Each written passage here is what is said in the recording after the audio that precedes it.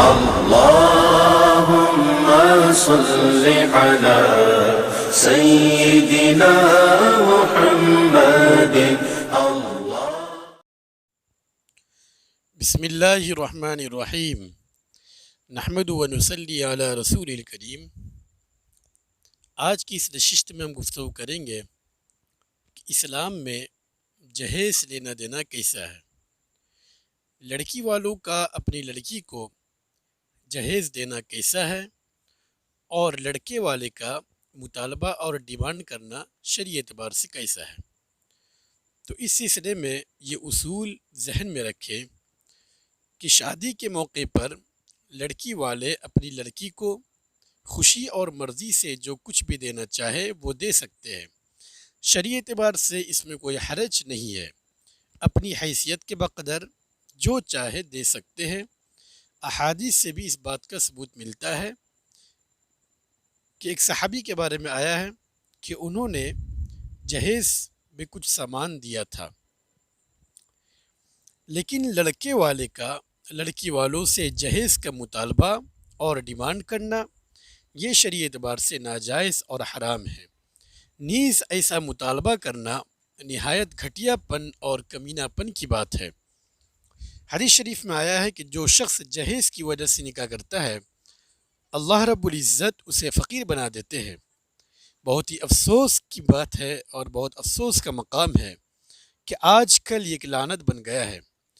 کئی سال لڑکیوں کو اس وجہ سے گھر بیٹھائے رکھتے ہیں کہ والدین کے پاس جہیز کے لیے پیسے نہیں ہوتے، جبکہ اسلام میں اس کی اجازت نہیں ہے کہ جوان لڑکی کو صرف اس لیے گھر بٹھائے رکھے کہ ابھی جہیز کے لیے پیسے نہیں ہیں۔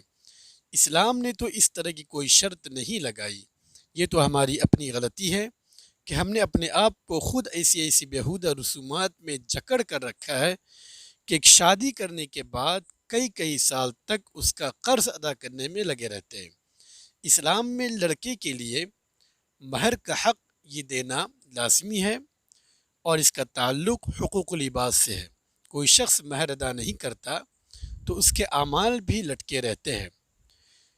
لڑکے کے ذمے اپنی بیوی کا مہر ادا کرنا یہ شرعی اعتبار سے واجب اور ضروری ہے۔ بعد میں بیوی کو نان و نفقہ دینا یہ لڑکے کا فرض ہے۔ لڑکی والوں کو کچھ بھی دینا ضروری نہیں ہے، باقی جو خرچے ہیں وہ لڑکے کے ذمے ہوتے ہیں۔ لیکن آج کل تو یہ فیشن بن گیا ہے کہ لڑکے والے کی ہوس کی بھی انتہا ہو گئی ہے کہ شادی سے پہلے لڑکی والوں سے اسپیشل ڈیمانڈ کرتے ہیں کہ جہیز میں فلاں چیزیں دینا ضروری ہے۔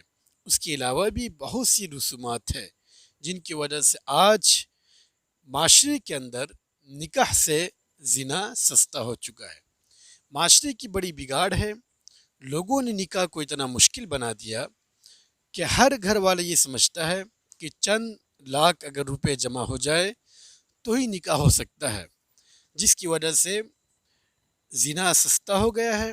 زنے میں لوگ ملوث ہو رہے ہیں، بڑے گناہ کے کام ہو رہے ہیں اور شرعی اعتبار سے جو سنت ہے اس سے لوگ پیچھے ہیں۔ آج یہ افسوس کا مقام ہے، معاشرے کی ایک بڑی بگاڑ ہے۔ اگر ہم اس پر محنت کریں، کوشش کریں تو یہ گناہ صحیح ہو سکتا ہے اور اس سے لوگ بچ سکتے ہیں۔ جوان لڑکے لڑکیاں پیسے نہ ہونے کی وجہ سے گناہوں میں مبتلا ہو رہے ہیں، لیکن ان کے والدین صرف دکھاوے اور نمائش کی خاطر ان کی شادیاں نہیں کر رہے کہ شادی دھوم دھام سے کریں گے، چاہے ان کی عمریں شادی کے قابل رہے یا نہ رہے۔ ہم اللہ تعالیٰ کے بتائے ہوئے احکام پر عمل کرنے کے بجائے معاشرتی رسومات میں اس حد تک گم ہو چکے ہیں کہ ایک شادی پر ہی اتنے پیسے خرچ کر دیتے ہیں جس سے غریبوں کی 50 بیٹیوں کی شادیاں ہو سکتی ہے۔ یہ سب دینی تعلیمات کی دوری کی وجہ سے ہے کہ ہم اصل مقصد حاصل کرنے کے بجائے معاشرتی رسومات کی خاطر ذلیل و رسوا ہو رہے ہیں۔ حدیث پاک میں آتا ہے لا طاعۃ لمخلوق فی معصیۃ الخالق، خالق کی ناراضگی میں کسی مخلوق کی اطاعت جائز نہیں ہے۔ آج ہم رسومات اور بدعت و خرافات کے چکر میں اپنے اللہ کو ناراض کر رہے ہیں اور دنیا والوں کو خوش کر رہے ہیں۔ ہمیں چاہیے کہ نکاح بالکل مختصر ہو، آسان ہو، تاکہ زنا عام نہ ہو پائے اور لوگ گناہوں سے بچے۔ نکاح کو اگر مشکل بنا دیا جائے اور یہ کہا جائے کہ دین تو بڑا مشکل ہے، یہ ہماری غلط فہمی ہے۔ حدیث میں آیا ہے الدین یسر، دین آسان ہے، ہم نے دین کو مشکل بنایا ہے۔ اصل مقصد حاصل کرنے کی بجائے معاشرتی رسومات کی خاطر ذلیل و رسوا ہو رہے ہیں اور نوجوان نسل کو گناہوں پر مجبور کر رہے ہیں۔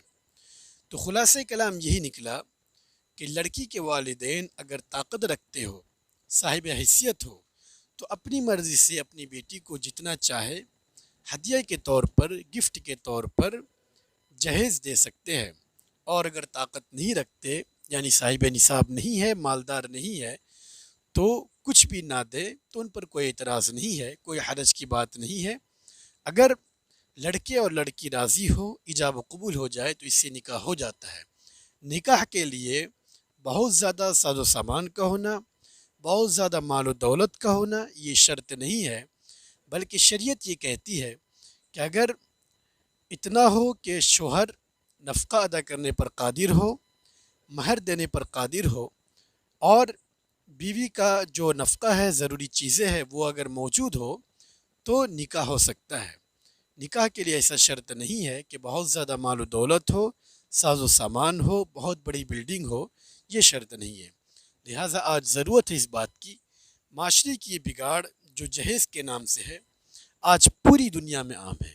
بڑے افسوس کی بات ہے کہ بہت سارے لوگ ایسے بھی ہیں کہ اپنی بیٹیوں کی شادی نہیں کر پاتے ہیں، اور جہیز کی وجہ سے یہاں تک یہ خبریں بھی آئی ہے کہ کئی لوگ پھانسی بھی لے چکے ہیں۔ اللہ ہماری حفاظت فرمائے۔ تو ہمیں اور آپ کو چاہیے کہ اس بگاڑ کو دور کریں، تمام نوجوان کو اس سے دور رکھیں، اور معاشرے کی یہ بگاڑ رسم و رواج کے جو قبیل سے ہے، اس سے ہم سب محفوظ رہے۔ تو اگر اس بیان کو جتنا عام کریں گے اور جہیز کی لعنت پر آپ بات کریں گے، تقریر کریں گے، تو انشاءاللہ امید ہے کہ لوگ اس سے دور ہوں گے۔ جہیز اس کا نام نہیں ہے کہ لڑکی کے والدین گفٹ کے طور پر، ہدیے کے طور پر کچھ دے، بلکہ جہیز اصل کہا جاتا ہے جو عرف کے اعتبار سے ہے، وہ یہ ہے کہ باضابطہ لڑکے والے کا کچھ رقم یا پیسہ مطالبہ کرنا، یا بہت ساری چیزیں مطالبہ کرنا، ڈیمانڈ کرنا، یہ اصل جہیز ہوتا ہے۔ اور شریعت بھی اس کی کوئی حقیقت نہیں ہے، اس پر لعنت آئی ہے، اور یہ شرعی اعتبار سے ناجائز اور حرام ہے۔ اس بیان کو مکمل سنیں، تمام احباب دوست تک پہنچائے، اور اس لعنت سے ہم سب محفوظ رہیں۔ واللہ اعلم بالصواب، وآخر دعوانا الحمدللہ رب